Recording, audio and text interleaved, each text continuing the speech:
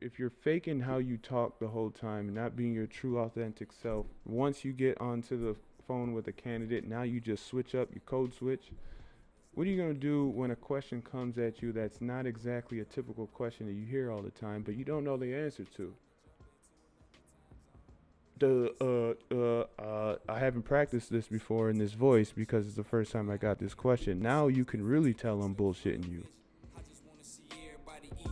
No Thanksgiving. I ain't even trying to preach, but remember round with the deacon.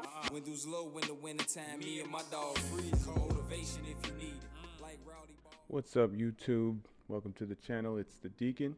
Wanted to get on here and share an interesting insight I had actually yesterday after work for my recruiting community. This is specifically for you, so pull up a chair. You might want to hear this. But before that, go ahead and like the video. Hit that like button like it was looking at you wrong. Whatever you got to do, I would appreciate it.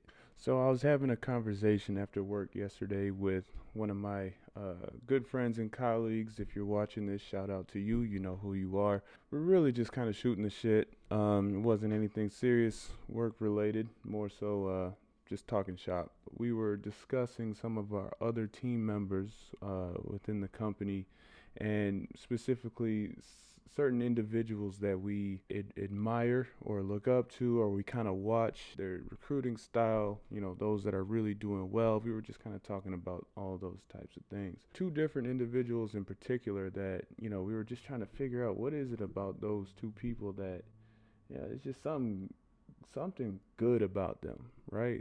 They got some type of aura or energy in which it's almost magnetic. People kind of just gravitate towards them, and we're like, man, that must really translate to, part of that must translate over to their success. And that's where the epiphany happened.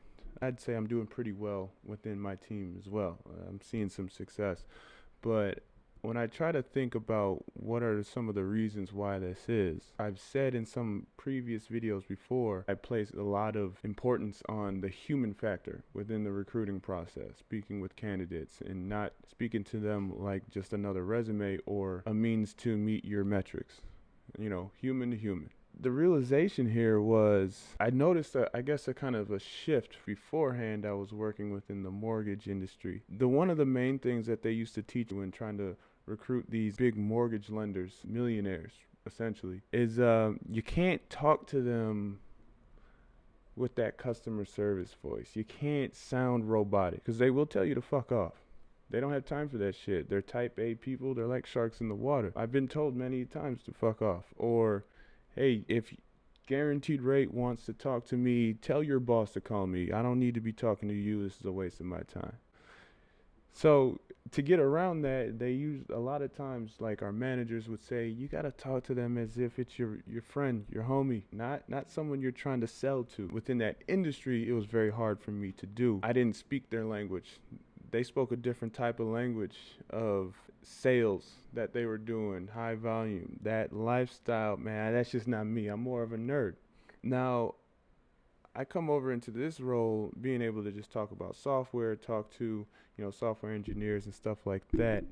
And I think subconsciously, I didn't realize this, but the way I interact with candidates, it's quite informal. I might start calls off just talking about very random stuff, and sometimes I feel candidates get off the phone like, man, that was one eccentric guy, strange guy, but he kept it real. Like, there was no falter in his voice. I never sensed any type of BS, anything like that. I think that is the game changer right there. Being able to do the research, know your company, know your industry, understand technologies, and understand what yes, of course you need to have all that, but on a interpersonal level, recruiters, if you just speak to people, speak to your customers, those being your candidates, like you would a friend or your brother or your sister, as a human, do that over an extended period of time.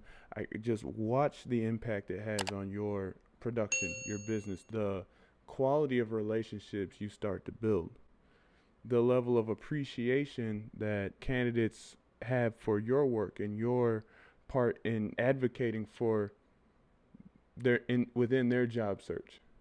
Why is this important?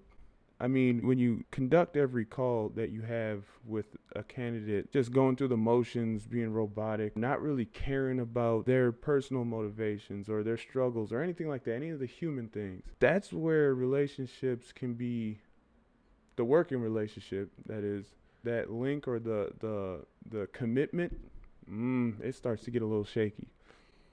Recruiters, I know you've had situations where you're working with a certain individual within the hiring process, and it's like, all right, we got interview, they just got to nail this one, and then we're all good. And then all of a sudden, they go ghost on you. Maybe they didn't feel any accountability here. It's like, man, I don't. I don't feel like doing this job anymore. I'm not feeling it, and you know what? I'm not even gonna call Mark up because he doesn't care about me. You know, it's like talking to a robot. So I know it sounds silly or small, or it's like, okay, but I'm telling you, you know, there are candidates that I work with, even after the first call, really say, hey, thank you. I just want you to know I really appreciate your level of curiosity as to what I do, how helpful you've been, the information, the transparency. That's how you build a strong relationship.